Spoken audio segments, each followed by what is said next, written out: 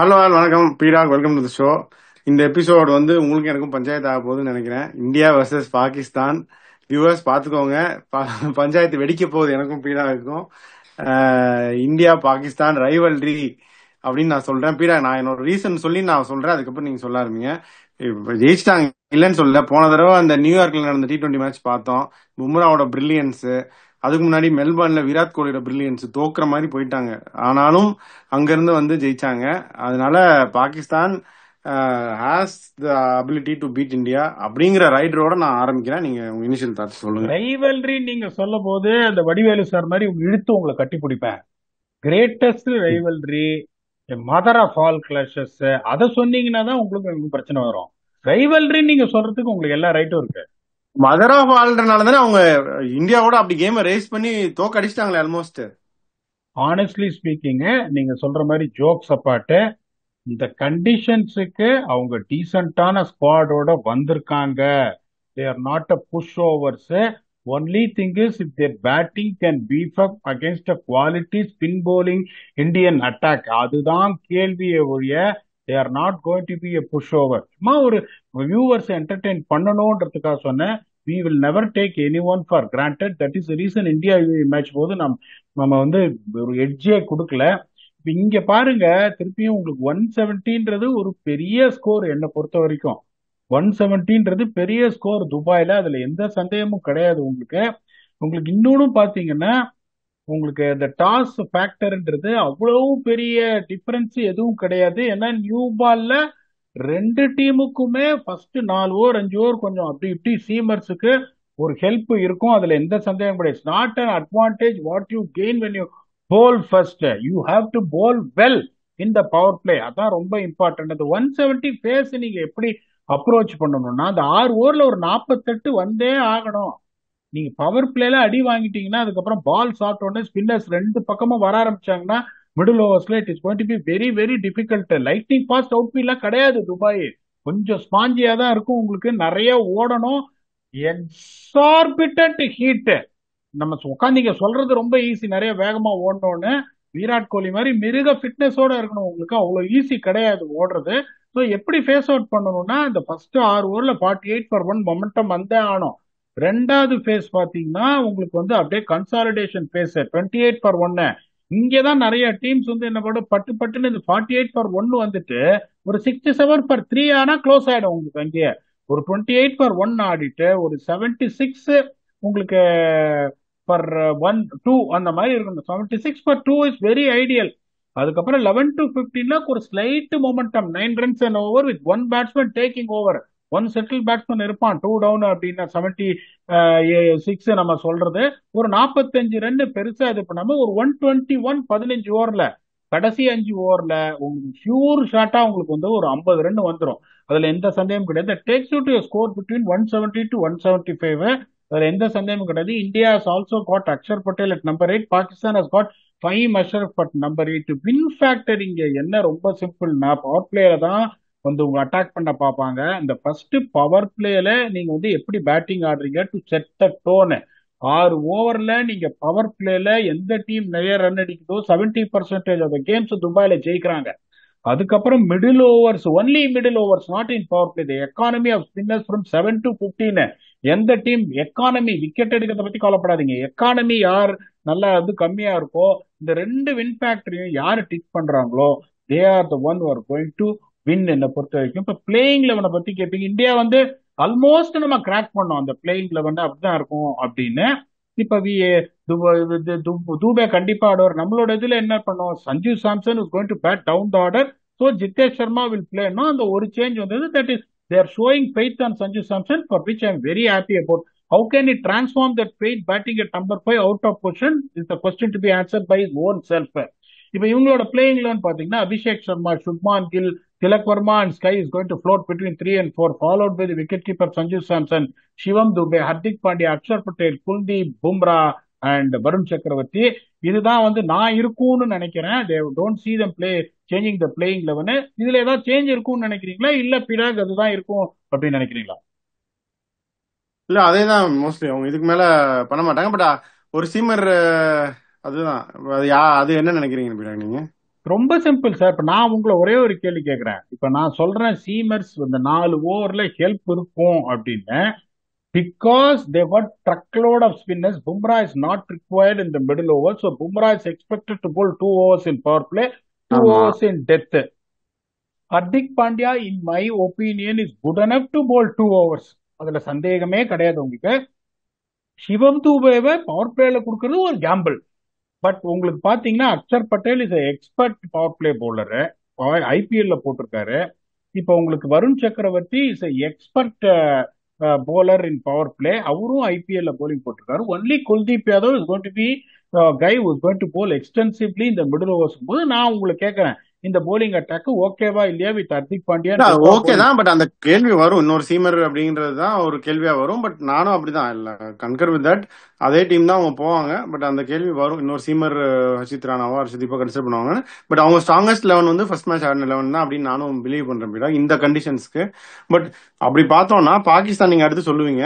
பாகிஸ்தானும் ஃபைனல் ஜெயிச்சது வந்து அஃப்ரிடி மட்டும் தான் ஆடினாரு, மத்த எல்லாமே ஸ்பின்னர்ஸா வச்சு ஓட்டிட்டாங்க அவங்களும். ஸோ அந்த பிளேயிங்ல ஒன்றும் நீங்க சொல்லுங்க.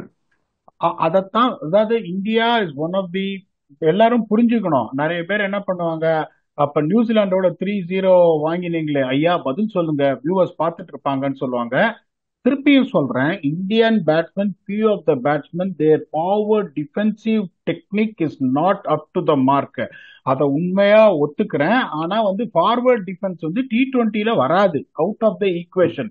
அப்படிங்கும்போது அந்த power hitting skills, strike rotation is lot பெட்டர்ன்றதுனால இந்தியா வந்து is one of the best batting when it comes to ஸ்பின்ன்றத அதை தான் வியூவர்ஸ் சொல்ல விரும்புறேன். ஏன்னா viewers have got all the rights to ask the question. டெஸ்ட்ல என்ன பண்ணீங்க அப்படின்னா அதுவும் இதுவும் வெரி டிஃப்ரெண்ட்.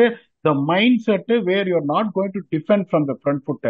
ஸோ பாகிஸ்தான் எப்படி போவாங்கன்னா சாயிப் ஜதா பரான், சயீம் அயூப், ஃபக்கர் ஜமான், சல்மான் அலி ஆகா, முகமது ஹாரிஸ், அசான் நவாஸ், முகமது நவாஸ், ஃபஹீம் அஷ்ரப், ஷஹீன் அப்ரிதி, சுஃபியான் முக்கீம் அண்ட் அப்ரார் அஹமத், இப்படிதான் போவாங்க.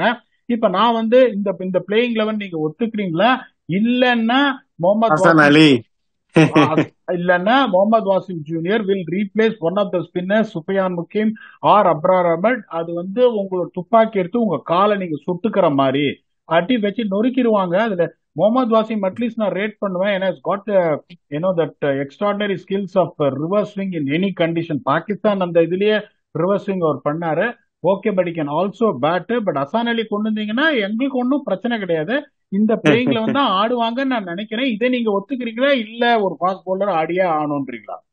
இல்ல, இந்த பிளேயிங்ல வந்து அவங்களுக்கும் ஸ்ட்ராங்கஸ்ட் 11, பட் அது அவங்களுக்கும் அந்த கொஸ்டின்ஸ் வரும், அந்த ஃபாஸ்ட் பவுலர் கொஸ்டின் வரதான் செய்யும். பட் ரெண்டு டீமுக்குமே நீங்க சொன்னதுதான் ஸ்ட்ராங்கஸ்ட் 11. பட் அவங்க அந்த ரூட்டை எடுக்கிறாங்களா நம்ம வெயிட் பண்ணி தான் பார்க்கணும். அந்த ரெண்டு டீமுக்குமே அந்த ஃபாஸ்ட் பவுலர் கொஸ்டின் வரதான் செய்யும்.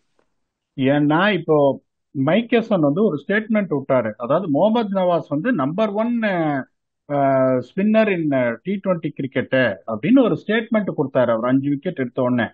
அந்த அளவுக்கு இப்ப முகமது நவாஸ் உங்களுக்கு நம்பர் 1 ஸ்பின்னர்னா, இப்ப நான் எப்படி யோசிக்கிறேன், இவங்க எந்த மாதிரிலாம் யோசிப்பாங்கன்னா, அந்த T20 வேர்ல்ட் கப்ல எடுத்த உடனே இந்தியா பவர் பிளேயர் ஜோல்ட் பண்ணது ஃபாஸ்ட் பவுலர்ஸ்.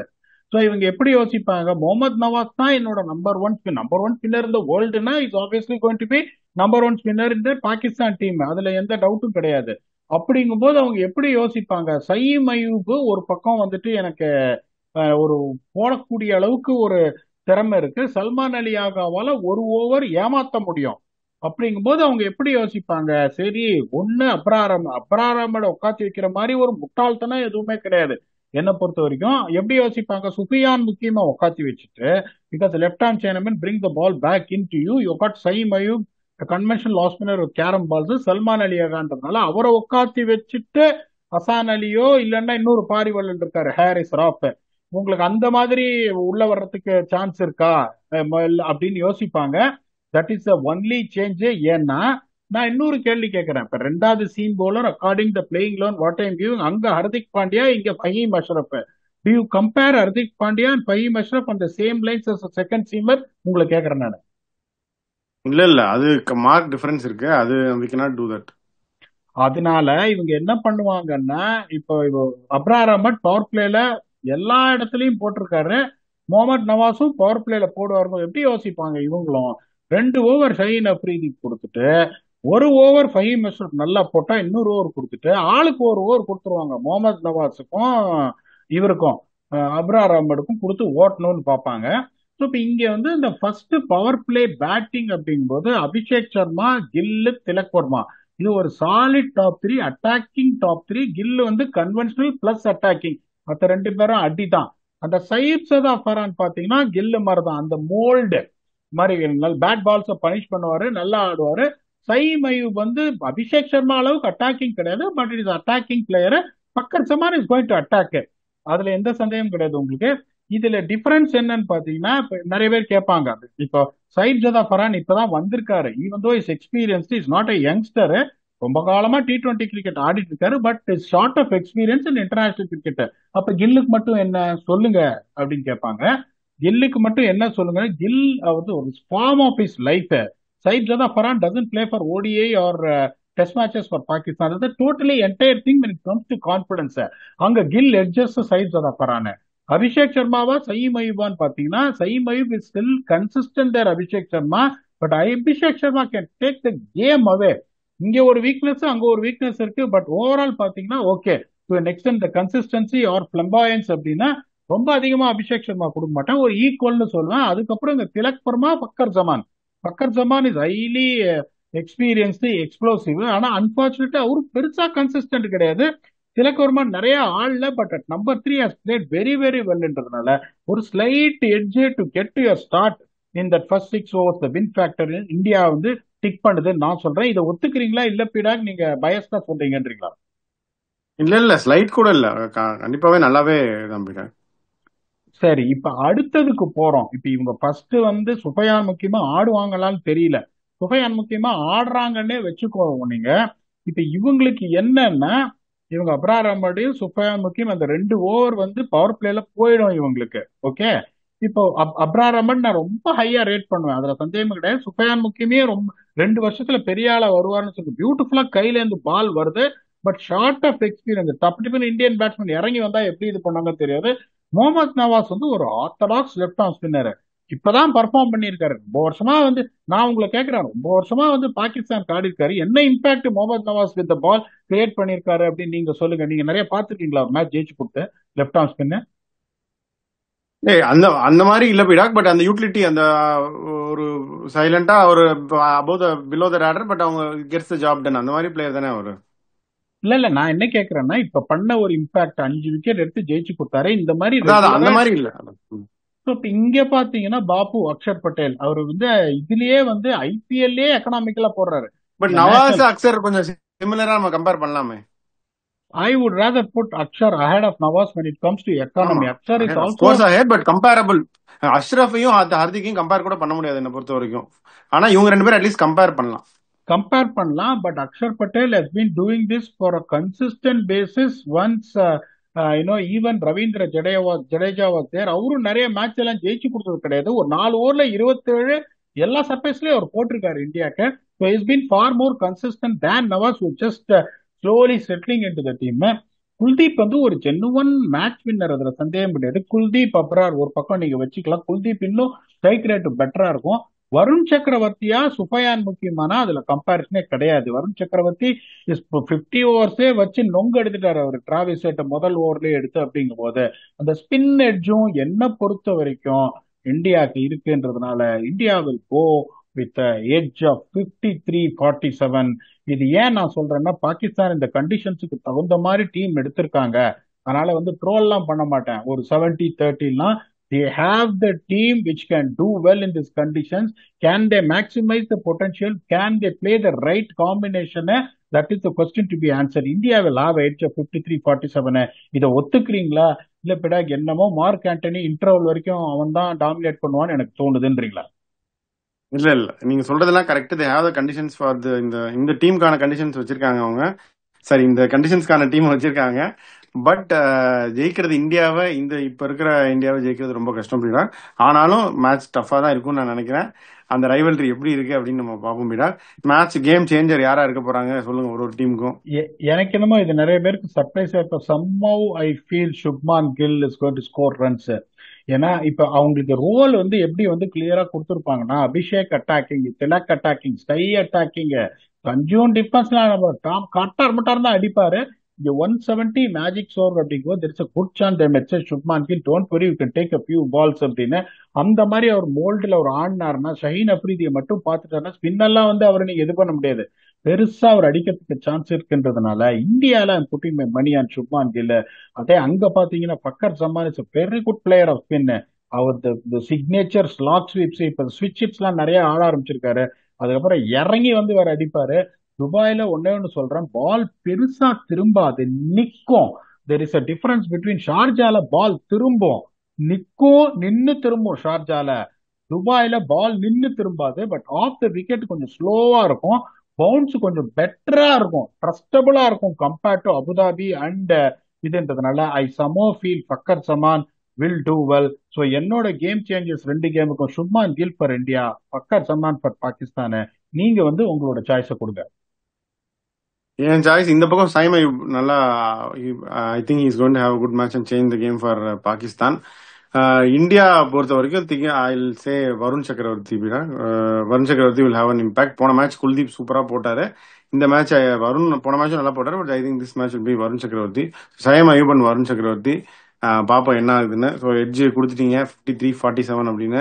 நம்ம கேம் சேஞ்சஸ் யாருன்னு சொல்லிட்டோம், கண்டிஷன்ஸ் காம்பினேஷன்ஸ் எல்லாம் பத்தி பேசிட்டோம். இது நம்ம மதர் ஆஃப் ரைவல்ரிஸ்ன்னு நான் சொல்றேன், நீ இல்லைன்னு சொல்றீங்க. மேட்சை பார்த்தா தெரியும். உங்க ஃபைனல் தாட் சொல்லுங்க. நான் சொன்னேனே உங்களுக்கு, whatever we are trying to say, honestly we are giving our opinion. This Pakistan team on paper, considering the conditions, are definitely not a pushover. அதுல எந்த சந்தேகமும் கிடையாது. ஏன்னா இப்போ 2023 வேர்ல்டு கப்லாம் வந்து என்ன சொல்றது, எப்படி எட்ஜ் கொடுத்தோன்றது உங்களுக்கே தெரியும், பாட்டெல்லாம் பாடி. ஸோ நான் சீரியஸான ஃபேஸோட வந்து அனலைஸ் பண்றேன், நீங்களும் அதை பண்றீங்கன்னா உங்களுக்கு there is going to be a competition here, unless otherwise again Pakistan unfortunately doesn't stand up due to pressure. அந்த ஒரே ஒரு இதுதானே ஒழிய.